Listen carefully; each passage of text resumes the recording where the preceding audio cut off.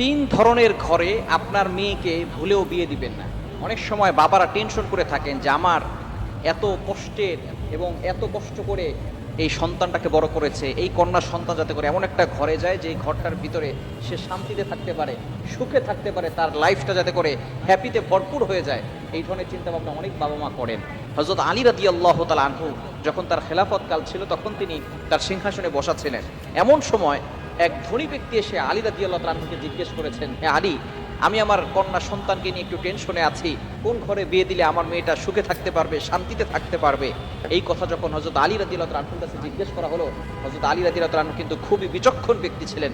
নবীজি সাল্লাল্লাহু আলাইহি ওয়াসাল্লাম তার ব্যাপারে অনেক প্রশংসা করেছেন। হযরত আলী রাদিয়াল্লাহু তাআলা তাকে বলে দিয়েছেন যে তিন ধরনের ঘরের ভিতরে তুমি তোমার মেয়েকে বিয়ে দিবে না। এজন্য আমরা যারা মেয়েকে বিয়ে দিব এই তিনটা জিনিস ফলো করার চেষ্টা করবো। নাম্বার ওয়ান, এক নাম্বার হচ্ছে হযরত আলী রাদিয়াল্লাহু তাআলা বলছেন যেই ঘরটা মহিলারা পরিচালনা করে সেই ঘরে আপনি আপনার মেয়েকে বিয়ে দিবেন না। কেননা একজন মহিলা আরেকজন মহিলাকে দেখতে পারে না।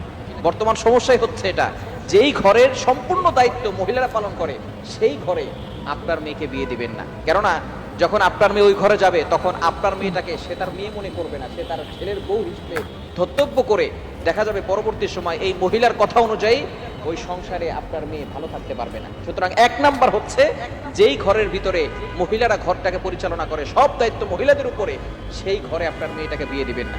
শুনুন, পুরুষরা কিন্তু সমাজের ভিতরে এবং ঘরের ভিতরে অশান্তির সৃষ্টি করে না, মহিলারাই দেখবেন মহিলাদেরকে দেখতে পারে না। দেখবেন আপনার একজন ভাই আছে, একজন বোন আছে, আপনার মা দেখবেন আপনার ভাইটাকে এবং আব্বাকে বেশি মহব্বত করবে, কিন্তু বোনটাকে বেশি একটা মহব্বত করে না। মাছ রান্না করলে মাছের মাথাটা ছেলেটাকে দেয় আর মেয়েটাকে মাছের মাথাটা দিতে চায় না। এই যে মা তার মেয়ের সাথে মানবিকভাবে আচরণ করে নাই, সে মা তার মেয়েটাকে ছোট করে দেখতেছে। ঠিক তদ্রুপভাবে সব ক্ষেত্রেই দেখবেন দাদিরা বিশেষ করে নাতিদেরকে বেশি ভালোবাসে, নাতিদেরকে বেশি ভালোবাসতে চায় না। নারীদেরকে আল্লাহ তাআলা রেসপেক্ট দিয়েছেন, কিন্তু একজন নারী আরেকজন নারীকে দেখলে সহ্য করতে পারে না। যে নিজের ঘরের ভিতরে এই ধরনের বৈষম্য তৈরি করবে, সে অন্য একটা নারী যখন সেই ঘরে আসবে কিভাবে ওই নারীর সাথে ভালো ব্যবহার করবে একটু চিন্তা করে দেখেন। যখনই নারী ঘরের ভিতরে অন্য কোনো নারী ঘরে আসে, ছেলের বউ হিসেবে ঘরে আসে, তখনই ননদের সাথে সমস্যা হয়, শাশুড়ির সাথে সমস্যা হয়। শ্বশুররা কিন্তু বিশেষ করে এই ধরনের সমস্যার ভিতরে জড়ায় না, বিভিন্ন সময় বাহিরে থাকে, এই ধরনের সমস্যা তারা করেও না। এই জন্য অবশ্যই যেই ঘরটা নারীরা পরিচালনা করে সেই ঘরের ভিতরে আপনার মেয়েকে বিয়ে দিবেন না। এটা অবশ্যই যাচাই বাছাই করে তারপরে আপনার মেয়েটাকে বিয়ে দিবেন।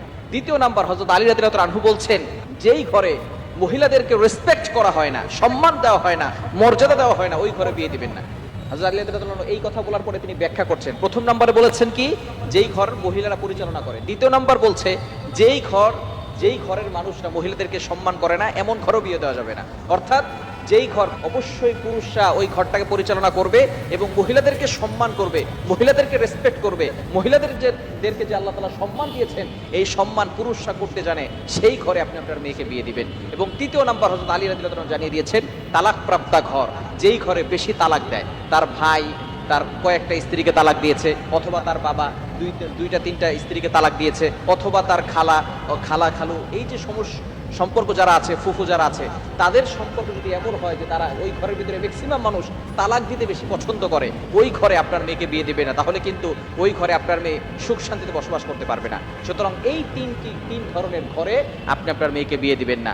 আপনি দেখে শুনে আপনার মেয়েকে ভালো জায়গায় বিয়ে দেওয়ার চেষ্টা করবেন, টাকা দেখে নয়। কোন ঘরের ভিতরে দিনদারিত্ব আছে, কোন ঘরের ভিতরে রিলিজিয়ন আছে, ধার্মিকতা আছে, এটা দেখে আপনি আপনার মেয়েকে বিয়ে দিবেন। তাহলে আপনার মেয়েটা সুখে এবং শান্তিতে থাকতে পারবে। আল্লাহ তাআলা আমাদের সকলকে বুঝার তৌফিক দান।